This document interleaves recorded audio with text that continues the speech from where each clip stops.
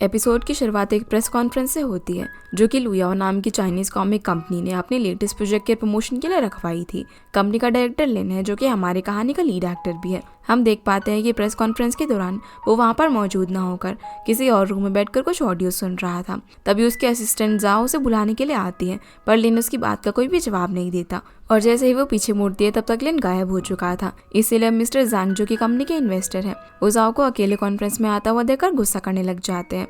जैंग फिर स्टेज पर जाकर लुयाओ के लेटेस्ट प्रोजेक्ट के लिए कहता है कि इस बार हमारी टीम ने इस प्रोजेक्ट के लिए फर्स्ट लाइन डबिंग एक्टर्स को बुलाया था, लेकिन जब मीडिया के सामने वो क्लिप दिखाई जाती है तो उसके अंदर कोई साउंड ही नहीं था, जिस बात पर सभी मीडिया वाले सवाल करने लग जाते हैं। तभी लिन भी वहाँ पर पहुँच जाता है जो मीडिया को बताता है कि वो इस प्रोजेक्ट में बेस्ट वॉइस डालना चाहते हैं और उसके बाद ही फाइनल रिजल्ट सभी के सामने आएंगे।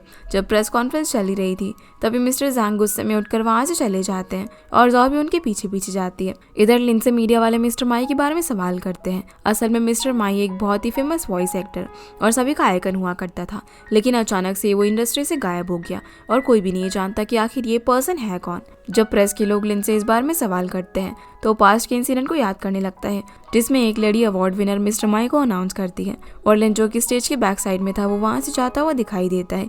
ये सब याद करके लिन प्रेस वालों को जवाब देता है कि ये नामुमकिन है। सीन अब हमारी लीड यूशी पर आता है जिसका हमेशा से ही ड्रीम था कि वो एक वॉइस डबिंग एक्टर बने, लेकिन वो फिलहाल एक कॉफी शॉप में जॉब करती है और वहाँ पर अपनी डबिंग स्किल से सारे कस्टमर्स को इम्प्रेस करती है। उसका कजन श्याओटियान भी उसी शॉप पर जॉब करता है जहाँ हम देख पाते हैं कि यूशी बहुत ही प्यारी लड़की है और वो कॉफी शॉप के अंदर ब्लाइंड बच्चों के लिए डोनेशन भी इकट्ठा करती है। फिर वो यहाँ पर अपनी डबिंग स्टाइल में एक लड़की को कॉफी सर्व करती है जो देखकर वो उससे काफी इम्प्रेस हो जाती है और लूसी के एप्रन पर लगा हुआ माई का बैज देखती है।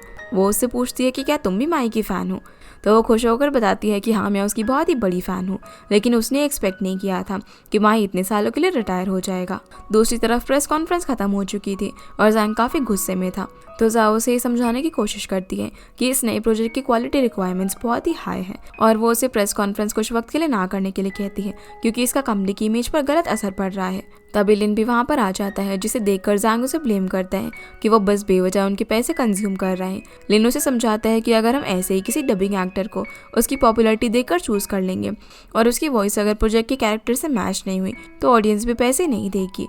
लेकिन जैंग अपनी बात पर अड़ा हुआ था और वो फे नाम की एक बहुत ही फेमस एक्टर को चूज करने की बात कहता है, लेकिन लिन इसका कोई भी जवाब नहीं देता। जैंग लिन को याद दिलाता है कि उसने आगे के प्रोजेक्ट्स के लिए सारी प्लानिंग कर ली है और अगर प्रोजेक्ट्स के तैयार होने में थोड़ी सी भी देरी हुई तो उसका जवाब तुम्हें ही सभी लोगों को देना होगा। जिन दोनों की बहस को रोकने के लिए जाओ बीच में बोल पड़ती है और जैंग से कहती है कि प्रोजेक्ट की रिस्पॉन्सिबिलिटी लिन और मुझ पर छोड़ दो, जो सुनकर वो गुस्से में यहाँ से चला जाता है। लिन फिर जाओ को बताता है कि डबिंग क्लासेस के लिए स्टूडेंट्स की एनरोलमेंट आज दोपहर से शुरू हो जाएगी, जो बात सुनकर वो शॉक हो जाती है क्योंकि इसे इस बारे में लिन ने पहले कुछ भी नहीं बताया था। सीन अब लूसी पर आता है जो कि डबिंग क्लासेस के लिए इंटरव्यू देने की जल्दी में होती है और वो जल्दी जल्दी कॉफी शॉप से निकलती है जहाँ कंपनी की तरफ जाते हुए उसको उसकी आंटी जैंग का कॉल आता है जो कि उसे एक शॉर्ट फिल्म की डबिंग रिकॉर्ड करके उसे सेंड करने के लिए बोलती है क्योंकि वो ऐसे ही कई सारे शॉर्ट फिल्म्स और एड्स की डबिंग वगैरह किया करती थी। लूसी बोलती है कि उसे जैसे ही टाइम मिलेगा तो वो उन्हें रिकॉर्ड करके भेज देगी। सीन अब लिन और जाओ पर आता है जहाँ ये दोनों कार के अंदर एक साथ कंपनी की तरफ जा रहे थे। लिन यहाँ पर उसे जैंग के सामने उसका सपोर्ट करने के लिए थैंक्स बोलता है, पर जाओ अभी भी उसे थोड़ी नाराज थी। दूसरी तरफ लूसी इंटरव्यू के लिए कंपनी में पहुंच जाती है और पूरा ऑफिस देखने लग जाती है और ये सब देखकर मन ही मन में काफी ज्यादा खुश हो रही थी। तभी कंपनी का एम्प्लॉय उससे पूछता है कि वो यहाँ पर क्यों आई है, जिस पर वो एक्साइटेड होकर बताती है कि वो फैंगलिंग की डबिंग क्लास के इंटरव्यू के लिए यहाँ पर आई है। अब जब वो इंटरव्यू देने के लिए जा रही थी तभी उसे उसकी आंटी का फिर से कॉल आ जाता है जो कि उसे तुरंत रिकॉर्डिंग करके भेजने को कहती है। जहाँ लूसी को भी सामने एक खाली रूम दिखाई देता है और उसे लगता है कि ये रिकॉर्डिंग के लिए सही जगह है, इसलिए वो उस रूम में जाकर वहाँ पर रिकॉर्डिंग करने लगती है। जब वो रिकॉर्डिंग कर ही रही थी तभी लिन भी पास के रूम में अपने कपड़े चेंज करने के लिए आता है और दोनों रूम के बीच एक कॉमन विंडो थी। यूशी अब जो स्पीच डब कर रही थी उसकी डायलॉग्स ऐसे होते हैं कि जैसे वो किसी को इंटरव्यू में सिलेक्ट करने के लिए पैसे देने की बात कह रही हो। ये सारी बातें लिन सुन लेता है और वो जैसे ही विंडो के पास जाकर सुनने की कोशिश करता है तब लूसी को पता चलता है कि कोई उसे देख रहा है, इसलिए वो फटाफट से नीचे बैठ जाती है और विंडो ब्लाइंड खोलकर लिन को देखने की कोशिश करती है, पर लिन ने उस वक्त शर्ट नहीं पहनी हुई थी, इसलिए जैसे ही वो उसकी तरफ देखती है तो उसे देखती रह जाती है। लिन यहाँ पर यूशी का चेहरा तो नहीं देख पाता, पर वो जैसे ही उसकी आंखें देखता है तो यूशी फटाफट वहाँ से भाग जाती है। जब तक लिन उस रूम में जाकर देखता है तब तक यूशी वहाँ से जा चुकी थी। इतने में वहाँ पर जाओ भी पहुँच जाती है और लिन को इंटरव्यू में चलने के लिए कहती है। दूसरी तरफ यूशी उस हॉल में पहुँच जाती है जहाँ पर सारे स्टूडेंट्स इंटरव्यू के लिए प्रिपेयर कर रहे थे। तभी जीवे नाम का स्टूडेंट स्टूडेंट आकर उससे पूछता है कि क्या उसने किसी ग्रुप को ज्वाइन किया है, क्योंकि इंटरव्यू के लिए सभी स्टूडेंट्स को 4 लोगों का ग्रुप बनाना होगा। और यहाँ पर उसके कपड़े पहनने का स्टाइल देखकर वो उसे ये भी पूछता है कि क्या वो बाइसे की फैन है। तो योशी बताती है कि वो बाइसे की नहीं बल्कि माई की फैन है। जो सुनकर जीवी कहता है कि वो कुछ साल पहले नेशनल आइकन था, लेकिन अब तो शायद वो मर चुका है। जो बात सुनकर योशी काफी ज्यादा चिढ़ जाती है। तो जीवी उसे सवाल करता है कि भला वो अचानक से गायब क्यों हो गया। और यहाँ पर फिर वो खुद ही गेस करने लग जाता है कि उसने ना जरूर कर्जे की वजह से आत्महत्या कर ली होगी। जो सब सुनकर योशी को बिल्कुल भी अच्छा नहीं लग रहा था और वो गुस्से में आ जाती है। वो उसे माई के बारे में ऐसी बकवास अफवाहें फैलाने से मना करती है। तो जीवी उसे याद दिलाता है कि जो कपड़े वो पहन कर आई है वो उनके साथ स्टूडियो की शर्ट के अंदर एंटर नहीं कर सकती, क्योंकि उसके कपड़ों पर लगी बीट्स एक दूसरे से टकराकर आवाज करेंगे, जो कि उसके इंटरव्यू की परफॉर्मेंस को अफेक्ट कर सकते हैं। ये बात सुनकर लूसी फटाफट से वेटिंग रूम में जाती है और अपना अपर जैकेट वहीं पर छोड़ देती है और अपनी टी शर्ट पर लगी बीट्स भी एक एक करके निकाल देती है। अगले सीन में हम देखते हैं कि इंटरव्यू चल रहा होता है और योशी भी रिकॉर्डिंग रूम में अपने ग्रुप की बाकी 3 स्टूडेंट्स के साथ खड़ी होती है। जीवे भी उसी ग्रुप में था, जहाँ योशी उसे कपड़ों के बारे में बताने के लिए थैंक्स कहती है। अब जैसे ही सभी स्टूडेंट्स इंटरव्यू देना शुरू करते हैं तो लिन यहाँ पर योशी को बीच में ही रोक देता है और उसे स्टूडियो से बाहर आने के लिए कहता है, क्योंकि वो उसकी आवाज़ को पहचान गया था। जहाँ लिन बिना उसे कोई रीजन दिए ये कहकर बाहर निकाल देता है कि अब वो एलिमिनेटेड है। योशी उससे पूछती है कि आखिर वो ऐसा क्यों कर रहा है। तभी लिन जवाब देता है कि क्या वो नहीं जानती कि इसका क्या रीज़न है। ये बोलकर वो फिर से दरवाज़ा बंद कर देता है और योशी बाहर ही रह जाती है, क्योंकि उसे तो कुछ समझ ही नहीं आ रहा था। अगले सीन में सभी स्टूडेंट्स इंटरव्यू दे रहे थे, चाहे योशी अभी भी वहीं पर बैठी हुई थी और लिन का इंतजार कर रही थी। इंटरव्यू खत्म हो चुका था तो लिन भी अपने घर के लिए निकल रहा था। अब जैसे योशी लिन को देखती है तो वो उसे दोबारा पूछती है कि उसने भला उसे एलिमिनेट क्यों किया। तो लिन उसे ये कहकर निकाल देता है कि फ्रैंकलिन झूठे लोगों को रिक्रूट नहीं करता। जिसकी ये बात सुनकर वो समझ जाती है कि जरूर कोई मिसअंडरस्टैंडिंग हुई है। अब योशी भागते भागते लिन के पीछे जाती है और उसे रुकने के लिए कहती है, लेकिन लिन नहीं रुकता। योशी यहाँ पर उसे वो रिकॉर्डिंग सुनाने की कोशिश करती है जो कि लिन ने सुनी थी, पर वो उसकी कोई भी बात सुनने के लिए तैयार नहीं था और अपनी कार में बैठकर जाने लगता है। उसी टाइम जब लिन अपनी कार का गेट बंद कर रहा था तो योशी की वुलन शर्ट का धागा भी उसकी कार की गेट में अटक जाता है। अब लिन जैसे ही कार लेकर आगे जाने लगता है तो इतने में योशी को पता चलता है कि उसकी शर्ट का धागा कार के साथ साथ निकले जा रहा है। ये देखकर वो जोर से चिल्लाती है और उसी जगह पर नीचे बैठ जाती है, जिसकी आवाज़ सुनते ही लिन जैसे उसे साइड मिरर में नीचे बैठा हुआ देखता है तो वो तुरंत अपनी गाड़ी रोक देता है। और जब वो तुरंत अपनी कार का गेट खोलता है तो वो सारा मामला समझ जाता है, इसलिए वो पूरा धागा रोल करते हुए उसके पास पहुंचता है। तभी योशी वो रिकॉर्डिंग स्टार्ट कर देती है और लिन को सुनाती है, पर वो तो अभी भी उसकी बात पर ध्यान नहीं देता और उससे पूछता है कि क्या उसके पास कोई और भी कपड़े हैं। तो योशी बताती है कि उसकी जैकेट वेटिंग रूम में रह गई है, इसलिए वो अपना कोट निकाल कर उसे पहना देता है। योशी अब यहाँ पर उसे दूसरा चांस मांगती है। वो लिन से कहती है कि वो गिव अप नहीं करना चाहती, लेकिन लिन उसे कहता है कि अब कुछ नहीं हो सकता क्योंकि सारी सीट्स ऑलरेडी फुल हो चुकी है।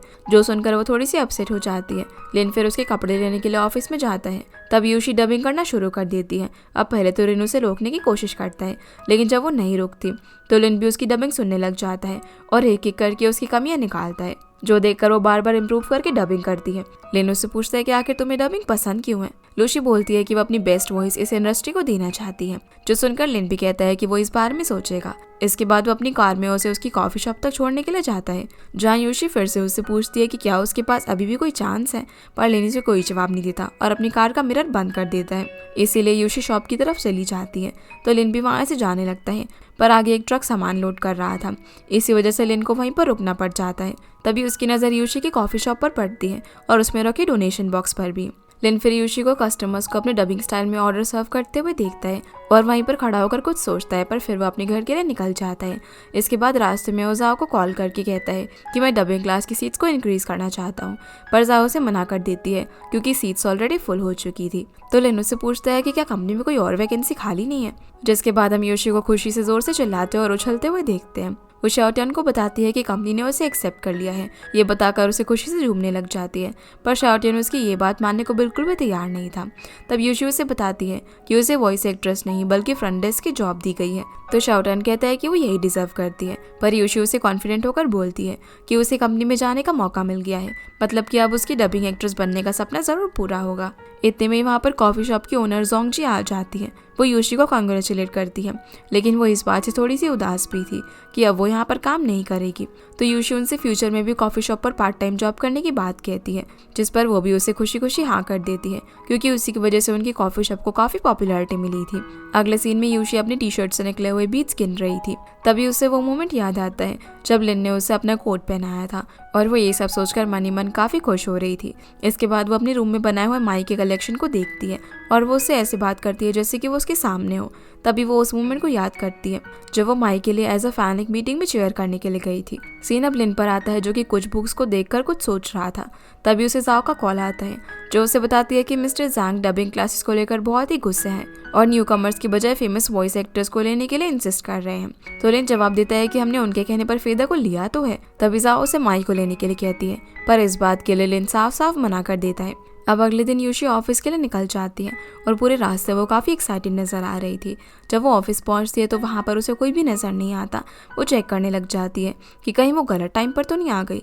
तभी वहाँ पर लिन की एंट्री होती है जो कि गेट के पास लगे स्कैनर पर अपना आईडी कार्ड लगाकर स्कैन करता है। ऐसा करने पर जैसे ही बीप की आवाज़ निकलती है तो उसकी आवाज़ सुनकर यूशी काफ़ी घबरा जाती है और जैसे वो पीछे मुड़ती है तो देखती है कि लिन बिल्कुल उसके पास खड़ा हुआ है, जिसे अपने इतने पास देखकर एक बार के लिए तो वो कुछ बोल ही नहीं पाती। फिर दोनों एक दूसरे को गुड मॉर्निंग कहते हैं और ऑफिस के अंदर एंटर करते हैं। यूशी उससे सवाल करती है कि आखिर उसने उसे इस कंपनी के अंदर जॉब क्यों दी, पर लिन ये कहकर बात टाल देता है कि क्या रिसेप्शनिस्ट को रखने के लिए भी किसी रीज़न की ज़रूरत होगी। जिसके बाद जाओ सभी सिलेक्टेड स्टूडेंट्स जिसमें से जीवेलिंग और शुआंग थे उनको कंपनी के सभी डिपार्टमेंट की विजिट करा रही होती है और यूशी भी उन लोगों के साथ घूमकर ऑफिस देख रही थी। जो फिर सभी को रिहर्सल रूम की तरफ लेकर जाती है और सभी को स्टूडियो रूम भी दिखाती है जहाँ शुआंग स्टूडियो को अंदर से देखने की परमिशन मांगता है, इसलिए वो भी सभी को उसके अंदर जाने देती है। लेकिन यूशी को वहाँ से ये कहकर भेज दिया जाता है कि फ्रंट डेस्क के एम्प्लॉयज़ को स्टूडियो में जाने की जरूरत नहीं है। आगे हम देखते हैं कि यूशी ऑफिस का हर तरीके का काम कर रही थी। जब यूशी सारा काम करके रिसेप्शन पर बैठती है तभी सारे स्टूडेंट्स एक दूसरे से बात करके घर के लिए निकल रहे थे। यूशी भी उनकी बातें सुनती है कि डबिंग टीचर कितने अमेजिंग है, जो सुनकर वो थोड़ी सी अपसेट हो जाती है क्योंकि उसे ये सब सीखने का मौका नहीं मिल रहा था। फिर यूशी एक फाइल लेकर लिन के कैबिन में पहुंचती है। जब लिन उस फाइल पर साइन कर रहा था तब यूशी उसका ऑफिस काफ़ी क्यूरियस होकर देखने लग जाती है। साइन करने के बाद लिन उसे double shot ice americano without sugar कराने के लिए ऑर्डर देता है, इसलिए यूशी ऑर्डर लेने के लिए वहाँ से जाने ही लगती है। तभी अचानक से वो रुक जाती है और मन ही मन माई का नाम लेती है। फिर वो कुछ सोचते हुए पीछे मुड़कर लिन को देखती है, लेकिन जैसे लिन की नज़र उस पर पड़ती है तो वो वहाँ से चली जाती है। जहाँ हम देख पाते हैं कि यूशी के दिमाग में काफ़ी कुछ चल रहा था। वो अपने बैग से एक बुक निकालती है जिस पर माई का साइन था, जहाँ वो माई के साइन और लिन के साइन को मैच करने के लिए उनकी फ़ोटो लेकर शियाओटियान को भेज देती है क्योंकि वो कंप्यूटर चलाने में जीनियस था। जिसके बाद कंपनी में पॉपुलर वॉइस एक्टर फेदा पहुंचता है जिसका एटीट्यूड थोड़ा सा केयरलेस और इररिस्पॉन्सिबल है। फेदा असल में वहाँ पर एक प्रोजेक्ट के रोल डबिंग करने के लिए आया हुआ था। जब वो स्टूडियो में रिकॉर्डिंग शुरू करता है तब यूशी भी वहाँ पर स्टूडियो के रूम के बाहर पहुँच जाती है और चुपके से उसे डब करते हुए देखने लग जाती है। जहाँ शेड में बैठी हुई टीचर जिसका नाम विकी था वो फेदा को रोकती है और उसे डबिंग सही से करने के लिए कहती है क्योंकि उसका सारा ध्यान सिर्फ फ़ोन में था और वो ठीक से काम नहीं कर रहा था। ये सब यूशी बाहर से देख रही थी। तभी लिन भी वहाँ पर आकर उसे देख लेता है, इसलिए वो उसे वहाँ से जाने के लिए कहता है और खुद अंदर चला जाता है, पर लूशी अभी भी वहीं पर खड़ी हुई थी। वहीं टीचर विकी फेदा को फिर से रोकती है क्योंकि वो बिल्कुल भी ठीक से डबिंग नहीं कर रहा था, पर वो उसे जवाब देता है कि मुझे जल्दी है और क्या हम रिकॉर्डिंग जल्दी ख़त्म नहीं कर सकते। जिसका ऐसा बिहेवियर देखकर लिन को काफ़ी गुस्सा आ जाता है और फेदा के रिकॉर्डिंग के दौरान मोबाइल यूज़ करने को लेकर इन दोनों के बीच में काफ़ी बहस हो जाती है। लिन उसे प्रोजेक्ट के कैरेक्टर के बारे में पूछता है जिसकी डबिंग उसको करनी थी, लेकिन वो कोई भी जवाब नहीं दे पाता और ये बहस इस हद तक जाती है कि फेदा गुस्से में कंपनी से जाने का डिसीजन ले लेता है, जिनकी आर्ग्यूमेंट फेदा का असिस्टेंट अपने फ़ोन में से रिकॉर्ड कर रहा था ताकि वो दोनों बाद में मिलकर लिन को ब्लैकमेल कर सके। सीन अब जाओ और लिन पर आता है जहाँ पर जाओ से बताती है कि मिस्टर जैंग उसे फेदा से आर्ग्यूमेंट करने की वजह से अपसेट है और जाओ भी उसे थोड़ी सी नाराज़ थी क्योंकि कंपनी के प्रोजेक्ट को पूरा करने के लिए किसी न किसी वॉइस एक्टर की ज़रूरत तो थी ही। जाओ लिन से पूछती है कि क्या वो फेदा के जैसे बन सकता है और साथ में उसे कंपनी के लिए और रिस्पॉन्सिबल होने के लिए कहती है। ये कहने के बाद जाओ लिन की टेबल का ड्रॉर खोलकर वहाँ से चली जाती है। उस ड्रॉर के अंदर एक बॉक्स रखा हुआ था जिसे लिन बाहर निकालता है और उसमें काफ़ी यूनिक हेडफोन्स रखे थे जिन्हें लिन बाहर निकलकर बड़े ही अलग वे में देखने लग जाता है, जैसे ये हेडफोन्स उसके लिए बहुत ही खास हो। दूसरी तरफ यूशी शियाओटियान को कॉल करके सिग्नेचर्स के बारे में पूछती है। तभी वो बताता है कि दोनों साइन 90% तक मिलते हैं, जो सुनकर यूशी लिन की खाने की हैबिट्स, हैंड राइटिंग और उसकी डबिंग की नॉलेज को माई से कंपेयर करने लग जाती है और वो थोड़ी सी शॉक भी होती है क्योंकि लिन की इतनी सारी चीज़ें माई से कैसे मिलती थी। ये उसके मन में ये सवाल भी आता है कि कहीं लिन ही तो नेशनल आइकन माई हो। वहीं हम लिन को देखते हैं जो कि अपने हेडफोन्स के साथ स्टूडियो में एंटर करता है। इतने भी यूशी भी वहाँ पर पहुँच जाती है और वो लिन को चुपके से देखने लग जाती है। तभी उसकी नज़र लिन के हेडफोन्स पर पड़ती है जिन हेडफोन्स को वो पहले भी कहीं पर देख चुकी थी और उसे याद आता है कि ये किसी और के नहीं बल्कि माई के हैं। ये सब देखकर वो इतनी खो जाती है कि अपने सामने लगी ट्रांसपेरेंट विंडो भी उसे दिखाई नहीं देती और उसके फेस से विंडो टकरा जाती है, जिसकी वजह से उसके मुंह से जोर से आवाज निकलती है और लिन उसे देख लेता है, जिसे देखकर वो अपने हेडफोन्स निकालकर ड्रॉर में डाल देता है और यूशी शेड के अंदर पहुंचती है, जिसे लिन वहां से जाने के लिए कहता है। पर यूशी उसकी बात पर कोई भी ध्यान नहीं देती और उसे जोर से माई कहकर बुलाती है। पहले तो लिन अनजान बनने की कोशिश करता है, पर यूशी उसे कहती है कि मतलब आप ही माई है ना, जिस बात से वो साफ साफ इनकार कर देता है। पर यूशी उसकी बात नहीं सुनती। यूशी अब एक एक करके उन दोनों की सारी सिमिलैरिटीज के बारे में बताने लग जाती है, पर लिन इन सभी बातों को सिर्फ कोइंसिडेंस बताता है। लेकिन यूशी अपनी बातों पर अड़ी रहती है। वो लिन से हेडफोन्स के बारे में पूछती है, क्योंकि वो हेडफोन्स माई के खास कस्टमाइजेशन के थे जो कि हर किसी के पास नहीं हो सकते। तो लिन बोलता है कि तुमने एक खास बात तो मुझसे पूछी ही नहीं कि क्या मेरी आवाज़ माई की जैसी है। जहाँ यूशी 2 मिनट सोचकर एक्साइटेड होकर जवाब देती है कि आप कितनी अच्छी डबिंग कर लेते हो और आप इतने दिनों से दूसरी आवाज़ में बात कर रहे हो, मैं तो आपको पहचान ही नहीं पाई। लिन के पास भी अब यहाँ पर कुछ कहने के लिए बचता ही नहीं है और उसे हाल फिलहाल तो सिर्फ यूशी से पीछा छुड़वाना था, इसीलिए वो उसे उसकी फ्रंट डेस्क की जॉब याद दिलाता है और स्टूडियो शेड के सारे स्विच वगैरह बंद करके फटाफट वहाँ से निकल जाता है। अब तक ऑफिस के सारे एम्प्लॉयज भी घर पर जा चुके थे। लिन भी अपनी कार की तरफ जा रहा होता है, तभी यूशी माई माई चिल्लाते हुए उसके पास पहुंच जाती है, जिसे ऐसा बोलने के लिए लिन मना करता है। यूशी उसे बोलती है कि भला वही मान क्यों नहीं लेता कि वही माई है, जिससे परेशान होकर यूशी उसे उसी वक्त फायर कर देता है और उसे जॉब पर आने से मना करता है। यह बोलकर वो अपनी कार की तरफ जाता है, पर यूशी उसे कार में बैठने ही नहीं देती। अब यूशी उसे लिन की बजाय माई कह रही थी, क्योंकि उसे पूरा यकीन था कि वही माई है। वो उससे पूछती है कि वो इतने सालों से कहाँ था और वो उसे बोलने लग जाती है कि उसे पूरा यकीन था कि माई एकदम सही सलामत है। लिन यहाँ पर उसे थैंक यू कहकर वहाँ से जाने के लिए कहता है, लेकिन यूशी उसे दोबारा से रोककर उसे अपने वीचैट पर ऐड करने की रिक्वेस्ट करती है और लिन को उसकी बात माननी पड़ती है। यूशी फिर लिन को फनी वे में ब्लैकमेल करके फिर से जॉब पर रखने के लिए भी कहती है और लिन भी परेशान होकर उसे हाँ कर देता है, जो सुनकर यूशी खुशी से उछल पड़ती है। अब वो पूरे रास्ते काफ़ी एक्साइटेड होकर घर आती है, जहाँ घर पे जाकर भी वो काफ़ी ज़्यादा खुश होने लग जाती है। तभी उसकी नज़र अपने बनाए हुए माई के कलेक्शन पर पड़ती है और उसे याद आता है कि सबसे ज़रूरी बात तो वो भूल ही गई। तभी वो लिन को मैसेज करती है कि वो उसे एज अ टीचर वर्शिप करना चाहती है। दूसरी तरफ लिन अपने घर पर कॉमिक्स से रिलेटेड कैरेक्टर ड्रॉ करने की कोशिश कर रहा था। तभी उसे यूशी का मैसेज आता है, जिसे देखकर वो अपनी पास्ट मेमोरीज को याद करने लग जाता है, जिसमें उसे एक कंपनी के डायरेक्टर कह रहे थे कि तुमने बहुत से फैंस खो दिए हैं। तो लिन उसे जवाब देता है कि माई को उसके फैंस की काउंटिंग नहीं बल्कि उसका काम डिफाइन करता है। और फिर हम उसी अवार्ड फंक्शन का सीन देखते हैं, जो कि लिन की पास्ट मेमोरी का हिस्सा थे, जहाँ होस्ट जैसे ही बेस्ट वॉइस एक्टर को अनाउंस कर रही थी। तब लिन भी स्टेज के पास ही खड़ा हुआ था और उस अवार्ड का विनर और कोई नहीं बल्कि माई था, जो कि सच में लिन है। और वो अवार्ड लिए बिना ही वहाँ से बाहर की तरफ निकल जाता है और उसने ऐसा क्यों किया था ये हमें आगे पता चलेगा। तभी लिन अपने ख्यालों से बाहर आता है और वो किसी को कॉल करके अगले दिन कंपनी में आने के लिए कहता है, जहाँ वो उसे प्रोजेक्ट के एक कैरेक्टर यूमिंग का रोल प्ले करने के लिए कहता है और ये पर्सन कौन है हमें आगे पता चलेगा। फिर हम देखते हैं कि लिन और यूशी एक दूसरे के बारे में सेम ड्रीम देख रहे थे और लिन इस बात से काफ़ी डर जाता है कि कहीं यूशी पूरी दुनिया को ना बता दे कि वही माई है, इसलिए वो उसे फायर करने का डिसीजन लेता है। वहीं यूशी डिसाइड करती है कि उसे कैसे भी करके माई का डिसाइपल बनना होगा। अब अगले दिन जब लिन ऑफिस पहुंचता है तो देखता है कि यूशी पहले ही वहां पर पहुंच चुकी है। वो यूशी से दूर रहने की कोशिश करता है, लेकिन वो तो उसे इम्प्रेस करने के लिए उसके पीछे पीछे जाती है, क्योंकि उसे उसका डिसाइपल बनना था। यूशी अब बैठे बैठे यही सोच रही थी कि भला उसे डबिंग क्लासेस में एंट्री कब मिलेगी। वो डिसाइड करती है कि चाहे उसे डबिंग क्लास में एंट्री मिले या फिर ना मिले, वो माई को अपना टीचर ज़रूर बनाकर रहेगी। यूशी अब शाओटान को मैसेज करके पूछती है कि मैं ऐसा क्या करूँ कि मेरा बॉस मुझे अपना स्टूडेंट बना ले। तो शाओटान उसे एक स्टोरी की स्क्रिप्ट सेंड करते हैं, जिसमें एक लड़की की फ्रंट डेस्क एम्प्लॉय से शॉप ओनर की वाइफ बनने की स्टोरी होती है। यूशी फिर एक एम्प्लॉय को ये प्रिंट करने के लिए कहती है और जब वो प्रिंट लेने के लिए जा रही थी तभी वो देखती है कि लिन भी उसी तरफ जा रहा है। ये देखकर वो काफ़ी ज़्यादा डर जाती है। यूशी लिन को रोकने के लिए उसके पीछे भागती है और जैसे तैसे करके उसकी नज़रों से बचाकर वो प्रिंटिंग मशीन से उस स्क्रिप्ट का पेपर उठाकर वहाँ से चली जाती है, जिसकी ऐसी हरकत देखकर लिन उसे काफ़ी परेशान हो जाता है। वो ज़ॉ को कॉल करके उसे फायर करने की बात कहता है और ये सब यूशी भी सुन लेती है। तो वो शाओटान को कॉल करके लिन को इम्प्रेस करने के लिए उससे फिर से मदद मांगती है। सीन अब जुनरान पर आता है, जो कि अपनी मस्ती में साइकिल राइड करता हुआ सड़कों पर इधर उधर घूम रहा था और ये वही पर्सन है जिसे लिन ने कॉल करके यूमिंग का रोल प्ले करने के लिए बुलाया था, क्योंकि वो उसे पहले से जानता था। जहाँ हम देख पाते हैं कि वो लुयाओ कंपनी की तरफ ही जा रहा था।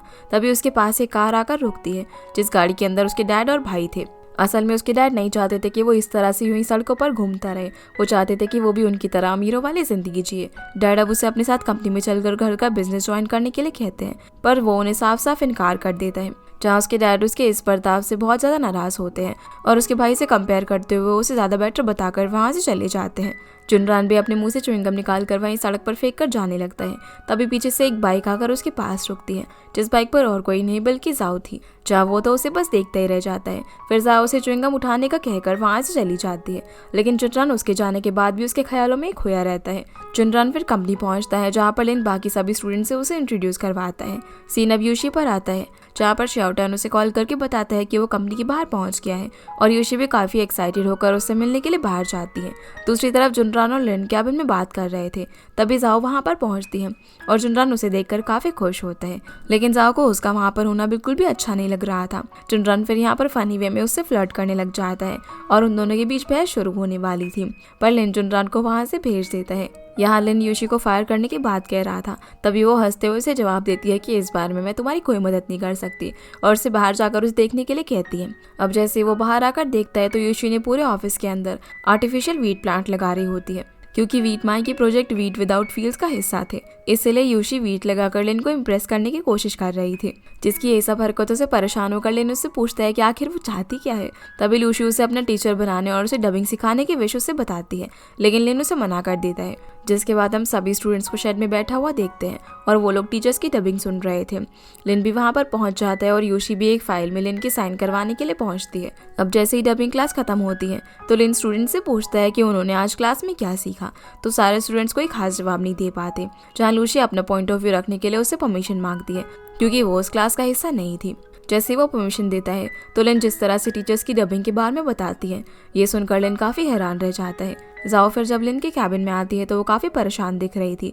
वो लिन को वीडियो भेजती है जो कि फेदा के असिस्टेंट ने रिकॉर्ड किया था, लेकिन ये वीडियो पूरी एडिट की गई थी, जिसमें लिन फेदा का अपने हिसाब से यूज़ कर रहा था ऐसा दिखाया गया था, जिस वीडियो को वो इग्नोर करने के लिए कह देता है। तभी जाओ को मिस्टर जैंग का कॉल आता है और वो लिन से बोलते हैं कि फेदा को जो रोल दिया था वो उसे वापस देने के लिए इंसिस्ट करते हैं, लेकिन लिन उसकी बात को मना कर देता है। शाम के वक्त शाओटान कंपनी के बाहर पहुंच जाता है, जहाँ पर लूशी उसे काफ़ी परेशान दिखाई देती है। वो उसे वो वीडियो दिखाती है तो शाओटान उसे बताता है कि बाहर बहुत सारे रिपोर्टर्स भी आए हुए हैं। उसी वक्त लिन भी घर जाने के लिए निकल रहा था। वो जैसे ही बाहर पहुंचता है तो सारे रिपोर्टर्स उसे घेर लेते हैं और उसे उस वीडियो के बारे में सवाल जवाब करने लगते हैं। तभी यूशी भी वहाँ पर आ जाती है और लिन को अपने साथ चलने को कहती है। वो लिन का हाथ पकड़कर एक तरफ भागने लग जाती है और सारे रिपोर्टर्स भी उसके पीछे पीछे भागते हैं, पर ये दोनों जैसे तैसे करके उन सभी से पीछे छुड़वाते हैं। यूशी फिर लिन की हेल्प करने के बदले में उसे रिक्वेस्ट करती है कि वो उसे एज अ टीचर वर्शिप करने दे। एक बार के लिए तो लिन उसे मना कर देता है, पर फिर मजबूरी में उसे हाँ बोलना ही पड़ता है। जो बात सुनकर यूशी इतनी ज्यादा खुश हो जाती है कि वो लिन को गले लगा लेती है। सीन अब लिन के घर का आता है, जहाँ पर वो कॉमिक कैरेक्टर ड्रॉ कर रहा था। तभी उसे यूशी का गुड नाइट मास्टर का मैसेज आता है। दूसरी तरफ शाओटान और यूशी फेदा के बारे में पता लगा रहे थे ताकि वो लिन की मदद कर सके। शाओटान अपनी नॉलेज यूज करके फेदा की डेटिंग सॉफ्टवेयर के रिकॉर्ड निकालता है। तभी उसे पता चलता है कि फेदा एक वक्त पर एक साथ 4 लड़कियों से बात कर रहा था। अब अगले दिन जब फेदा और उसका असिस्टेंट लुयाओ कंपनी में पहुंचते हैं और लिन को फेदा से बदतमीजी करने की गलती को एक्सेप्ट करने के लिए कहते हैं। साथ ही साथ फेदा यहाँ पर लिन को सब कुछ भूलकर वापस से उसे कैरेक्टर का रोल देने के लिए भी कहता है। तभी लिन उसे वो वीडियो दिखाता है, पर उस वीडियो को देखकर फेदा तो ऐसे अनजान बनने लग जाता है जैसे कि उसका इस सबसे कोई लेना देना ही ना हो। तभी यूशी भी वहाँ पर पहुँच जाती है और वो आकर सबके सामने उसकी पोल खोल देती है और उसकी इन्फॉर्मेशन को पब्लिक में लीक करने की धमकी भी देती है, जिस बात से उसका असिस्टेंट काफ़ी डर जाता है, क्योंकि उसे समझ आ गया था कि वो लोग पकड़े जा चुके हैं। लिन भी अब ये इन्फॉर्मेशन लीक ना करने के बदले में फेदा के असिस्टेंट से एडिटेड वीडियो डिलीट करने और कंपनी से ऑफिशियली माफ़ी मांगने के लिए कहता है, और साथ में वो फेदा से मिस्टर जैंग को ये कहने के लिए कहता है कि वो खुद अपनी मर्जी से इस कैरेक्टर का रोल छोड़ रहा है। जो सब देखकर वो काफ़ी गुस्से में आ जाता है, पर उसका असिस्टेंट लिन की बात मान लेता है और साथ ही अपने फ़ोन से लिन की वीडियो भी डिलीट कर देता है। अब जो फेदा और उसका असिस्टेंट वहाँ से जाने लगते हैं, तब फेदा यहाँ पर यूशी का फ़ोन छीनने की कोशिश करता है, जहाँ लिन उसका हाथ पकड़ लेता है और उसे कहता है कि अगर उसने यूशी को छूने की कोशिश भी की ना तो वो उसे नहीं छोड़ेगा। इसलिए अब ये दोनों यहाँ से चले जाते हैं। लिन भी यहाँ पर यूशी को उसकी मदद करने के लिए थैंक्स बोलता है। यूशी भी उस मोमेंट को याद करके काफ़ी खुश होती है कि लिन ने उसे कैसे प्रोटेक्ट किया। और इसी के साथ हमारा ये एपिसोड यहीं पर ख़त्म हो जाता है। तो गाइस, ये थी आज की वीडियो एंड आई होप आप लोगों को ये वीडियो पसंद आई होगी। तो आपसे फिर मिलते हैं अगले एपिसोड में, तब तक के लिए गुड बाय।